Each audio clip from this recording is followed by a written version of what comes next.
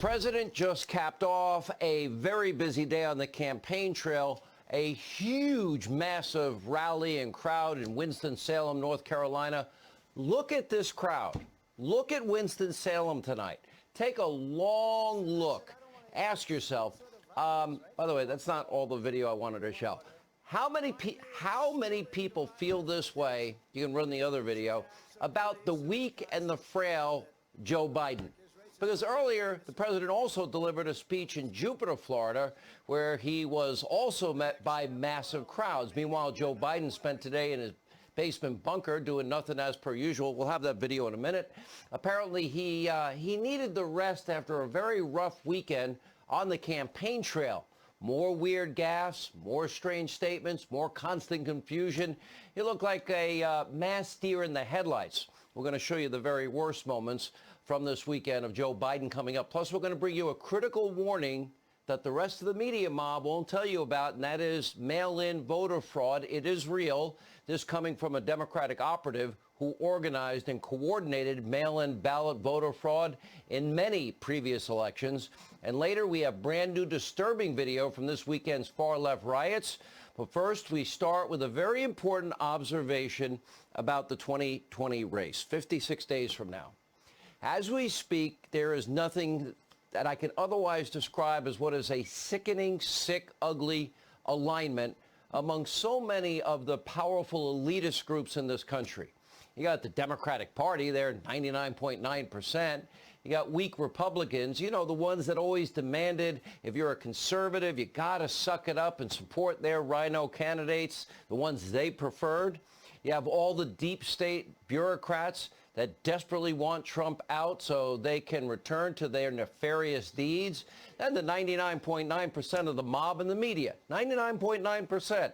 Got the New York Times, Washington Post, all the print media for the most part, nearly every single solitary so-called cable news network, they're all fake news, every broadcast channel, ABC, NBC, CBS.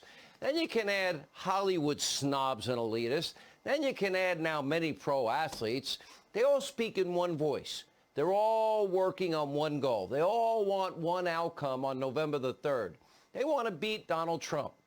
Now it's time for a Hannity history lesson and what we call perspective.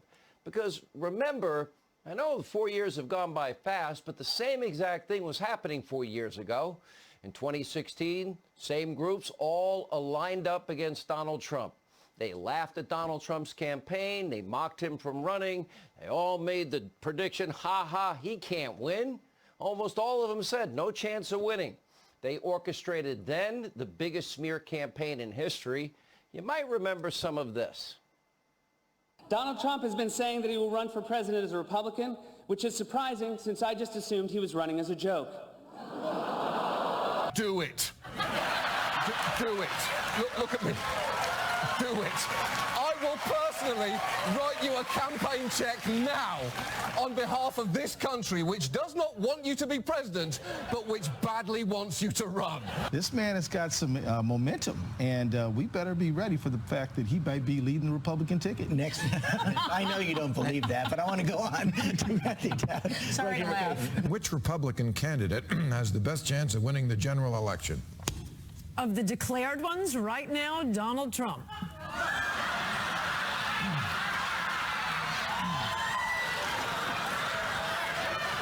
Mr. Trump, to answer your call for political honesty, I just want to say you're not going to be president, all right? It's been fun. President Obama will go down as perhaps the worst president in the history of the United States! Exclamation point at real Donald Trump. Well, at real Donald Trump. At least I will go down as a president. Donald Trump is a here today, gone tomorrow candidate for president of the United States. Let me assure every person here, Donald Trump will not become president of the United States. Can you imagine Donald Trump standing up one day and delivering a State of the Union address? Well, I can imagine it in a Saturday night skit. Donald Trump, we project, will win in Kentucky with its 8 electoral votes. Kansas, with its 6 electoral votes, Nebraska with its 5 electoral votes, Utah, Wisconsin, Arizona, capping his improbable political journey with an astounding upset victory.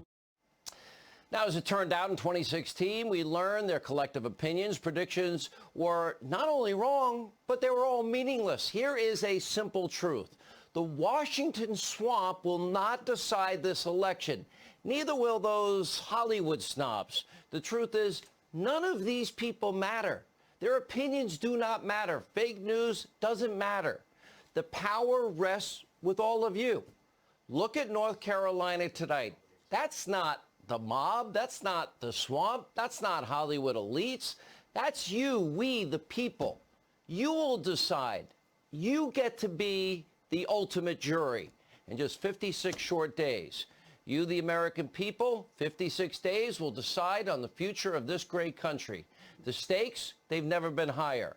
By the way, for informational purposes only, on Hannity.com, we have an interactive map that shows you everything you need to know about where to vote in your district.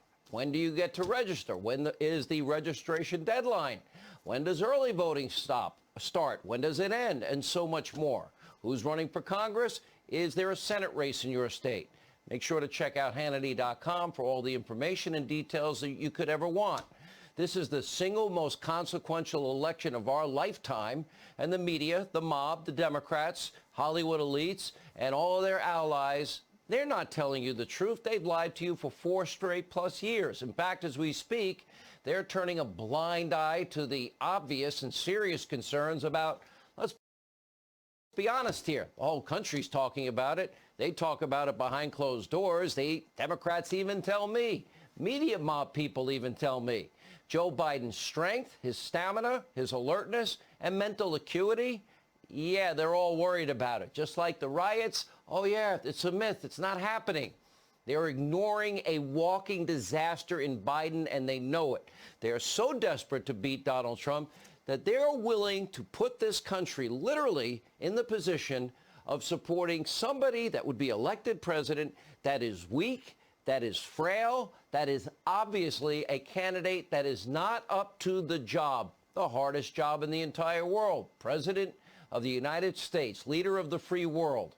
For example, during one virtual event on Monday, Biden struggled mightily to answer a question without a teleprompter.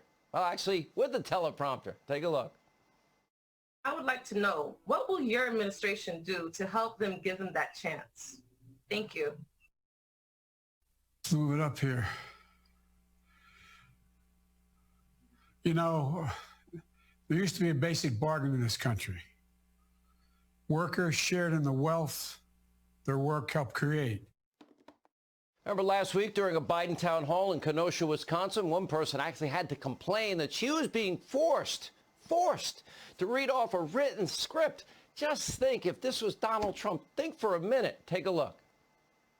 I'm just going to be honest, Mr. Biden. I was told to go off this paper, but I can't. You need the truth. And the truth of the matter is, we are heavily angry. Not angry as to where people say, oh, they're protesting. There's a difference between a protester and a rioter. A very big difference. The Biden campaign, they should be ashamed. If this was any Republican, the media mob would have a field day. Instead, they just play along. They cover up the truth. They act like reality's not happening. They have zero moral compass, intellectual honesty, or curiosity. It is such a disservice to you, we, the American people. It is a dereliction of duty.